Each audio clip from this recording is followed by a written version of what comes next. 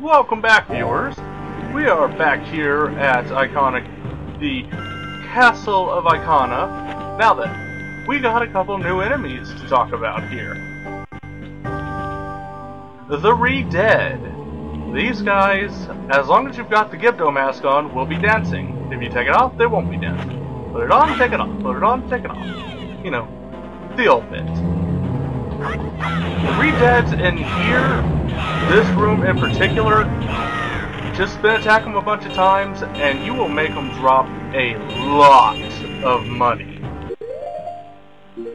Yeah. Okay, so I don't even know why I bothered doing that, considering I can't even go through that door just yet. Instead, we're going this way. Now then, like other places in here, as you can imagine, there are fucking ceiling masters.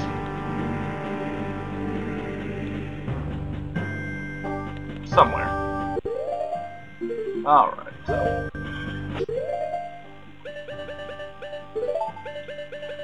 I'm gonna need these two masks.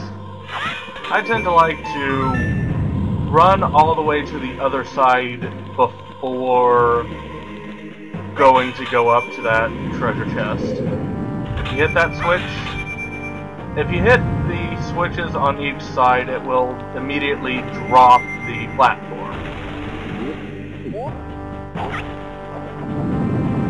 And not even close for some random ass reason.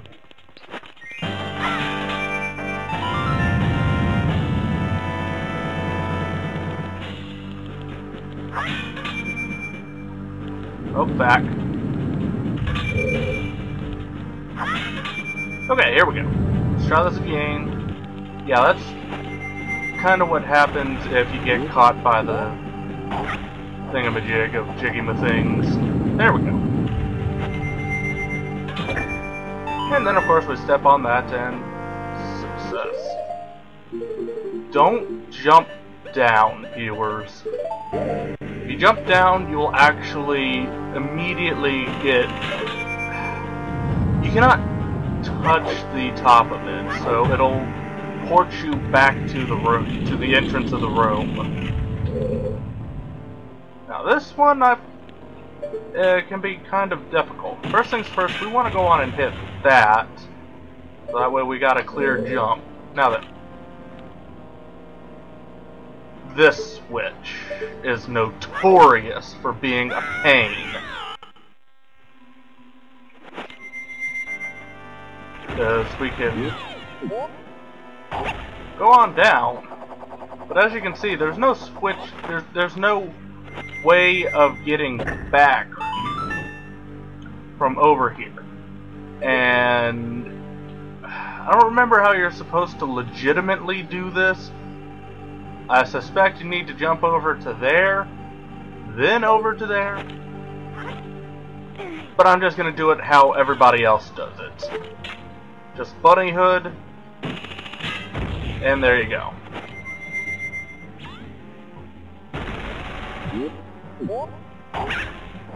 And then we can just fly right on the fuck across.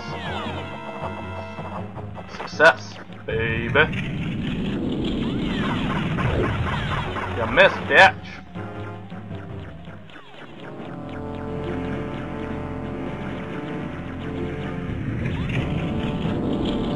And welcome to the outside of the Ikana Canyon, where, as you can see, Tattle is still trying to talk to us, bitch. Now, heart piece. Yeah. This heart piece can be pretty tricky. And I am gonna go on and wait before getting that, because eventually I'm gonna have to go back to the entrance anyways.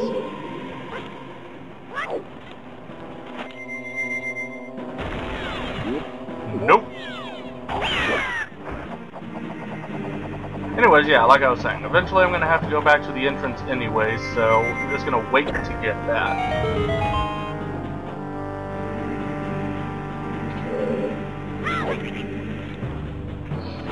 There goes it. can be quite annoying. Also, we're getting up to the point where I told y'all we will be needing the Goron, what's it called? The, powder keg.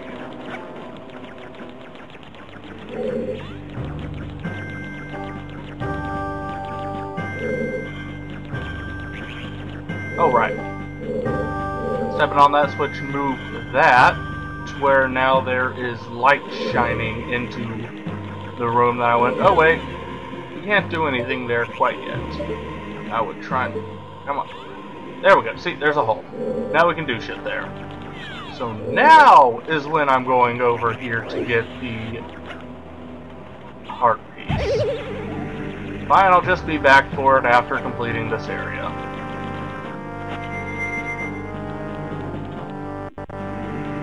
Then, of course, as y'all can imagine, the re-deads kind of reappear. And contrary to popular belief, the Gibdo mask is the only thing that makes them dance. If you try to use the skull mask, it does not work.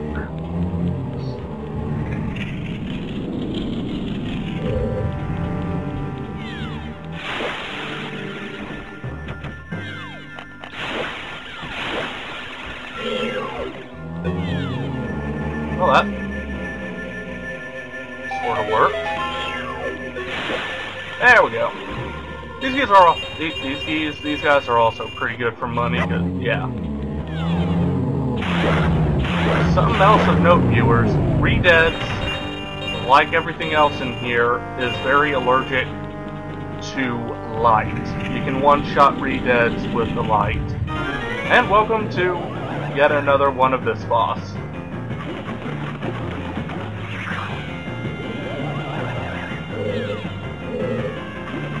What the?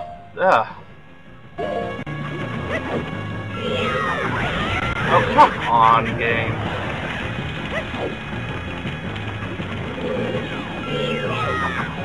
And then I missed it once again.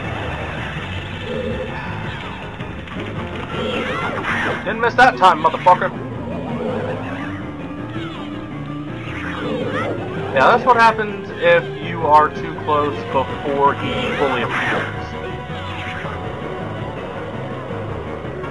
And then this portion.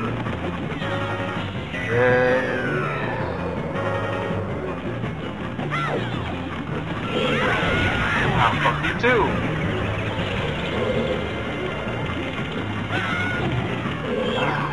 This guy. Oh, come on. And then, of course, you're over there, so I can't do shit. Hate this guy. Oh, really, game? Really? You fucking do that to me twice?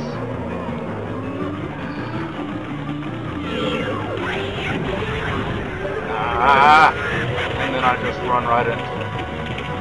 And then you just spawn all the way on the other side. No. Bad. By the way, that thing's called a Wizrobe. I should probably mention that. And yeah, obviously, make sure you got your mask on, because this guy's they kinda don't like you. And then we're back out here. Aww, yeah.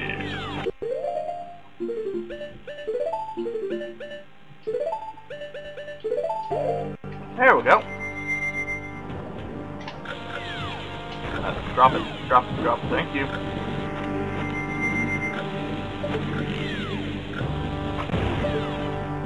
And that's what we needed the powder keg for, obviously. If you try dropping regular bombs on it, it won't work. Now then, there's something a bit extra that I want to do here. Here we go. First off, go on and re-equip my Gibdo mask. And this is what I was talking about. If you just walk around, light destroys these guys. I got lots of money, baby. What's funny is, you don't even have to aim it sometimes. If you know exactly where it needs to be aimed, then you can just turn around, and there you go. Okay, here we go.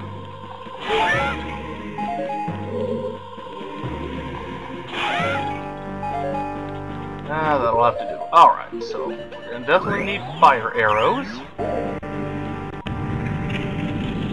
And here we go. These lights will actually change depending on what time of day it is.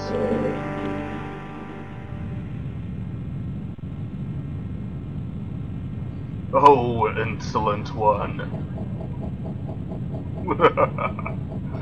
My servants.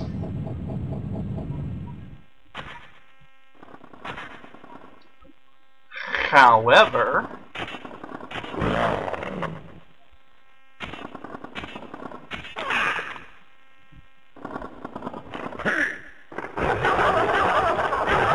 now then we want to act very quickly before these guys get down here. Just basically shoot both of these curtains with fire arrows.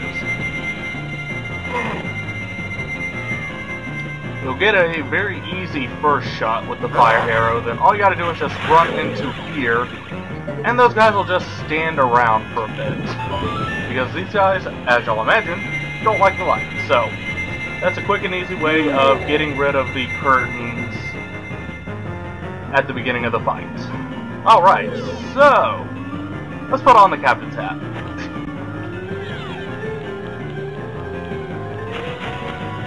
Hey, buddy.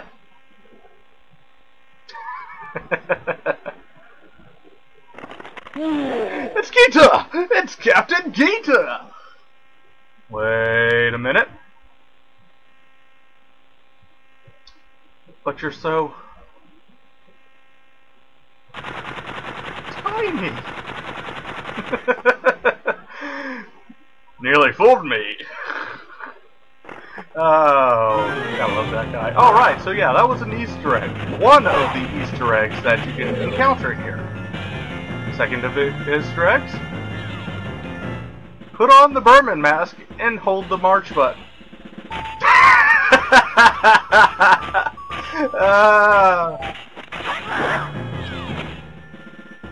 This is a very easy way of getting hits on these guys. And with the Gilded Sword, you can knock these guys down really fast. What's funny is, if you notice, these guys can actually stand in light. For some reason, they just don't when you're in it. But yeah, this is a nice, quick, easy way of taking out these guys, because they will start marching, then when you take off the mask, they'll immediately stand there for a couple seconds. And there you go. Problem fucking solved. Oh wait, forgot about the big guy.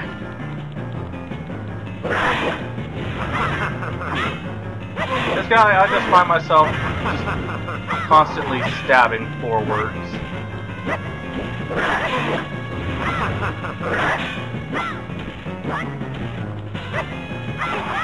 And then there's this attack. Useful. As far as I know, there is no way whatsoever to avoid this attack. You can bunny hood, you can do whatever you please. I have not found a way to avoid this attack yet. Because soon enough, this guy's gonna come speeding along and latch onto us. Yep, see, there it is.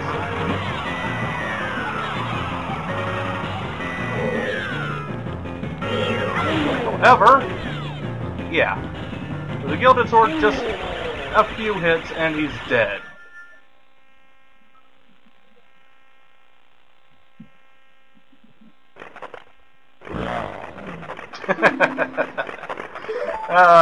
By far my absolute favorite characters in the entirety of this game.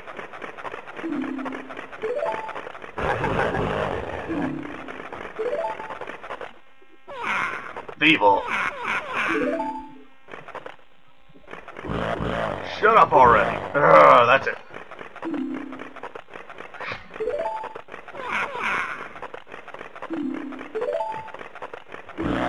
Draw your weapon.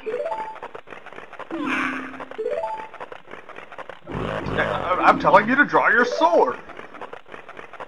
How?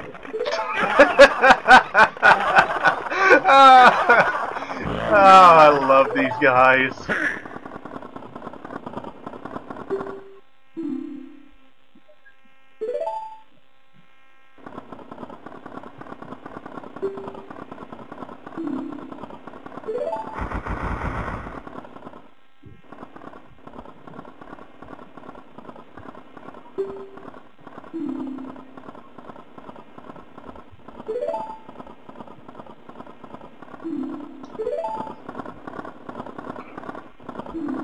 And so, he's gonna teach us the bindings, or the spell binding, whatever, that will allow us to reach Stone Tower.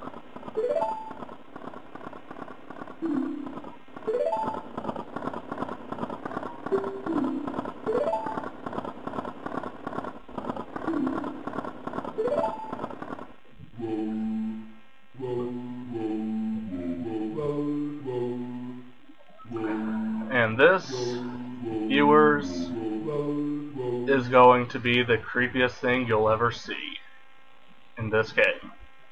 Right, left, right, down, right, up, or left. We have learned the eulogy of emptiness.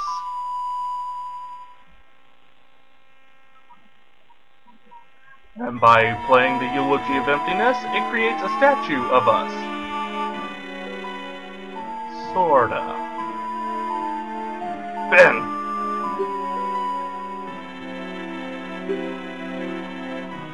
So as y'all can imagine, there are 4 statues that you can potentially make out of the eulogy of emptiness.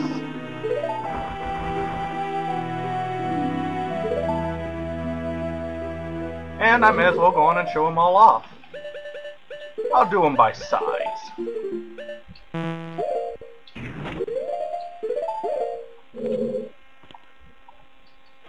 So let's go on and do Deku Link. This is one nobody ever uses, so that's why I'm showing it off now. Because nobody ever shows this off, and this actually hints to who Deku Link's original form was, because each one of these takes shape of the original form except for the original Link. So if we walk away from it, this is Deku Link's original form. Seems a bit familiar, don't you think? A little bit sad. Three leaves on the top of their head at the beginning of the game. You know, does that ring a bell? There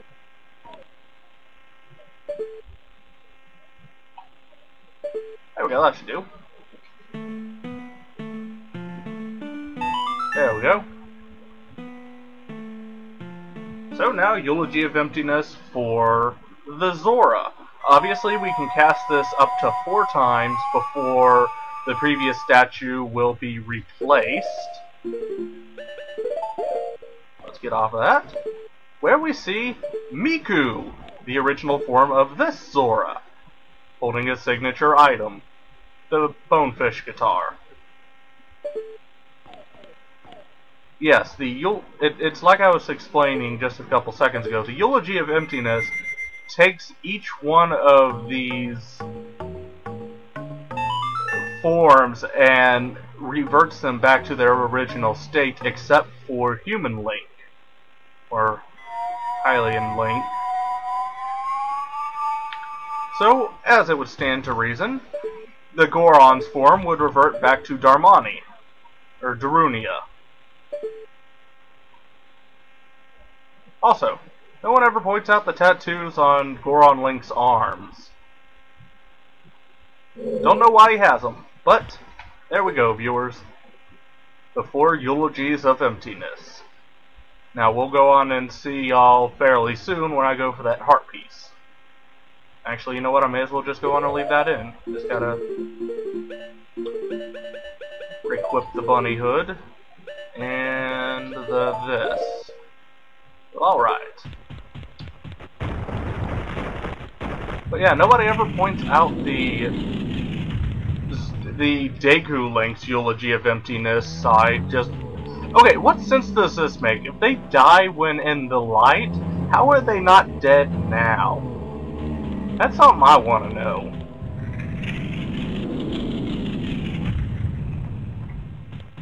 Alright, so yeah, obviously we gotta go back through this area to do stuff with stuffiness.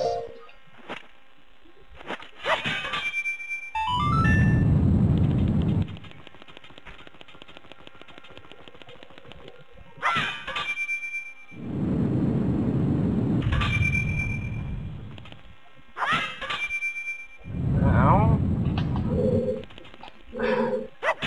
thanks, camera. That's just what I fucking needed. Gotta wait for it to come back down, and then I get to reactivate it. I just love it when the camera's not facing the correct direction. There we go.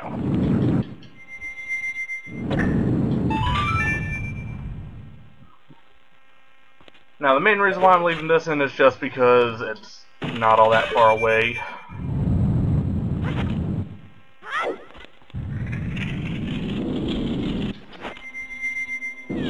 And you know what? I'm gonna go on and see if I can do this, or how I'm supposed to do this the normal way without using the bunny hood. Because I know you cannot... Well, you possibly can jump that distance as human link, but it's gotta be something very difficult. So the way I've always imagined doing it is basically jumping across this gap here?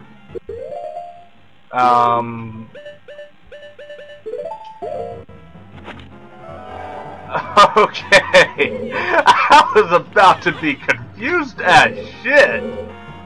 I was about to be like, what the fuck is going on here? Woo! You got me there, game designers.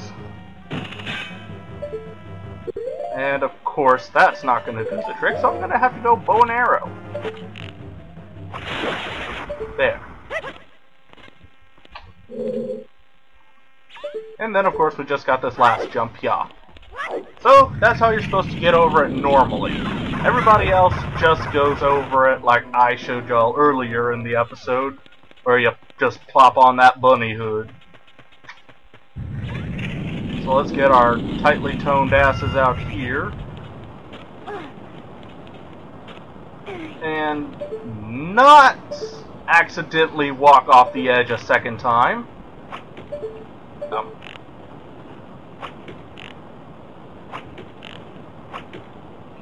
Not this shit again.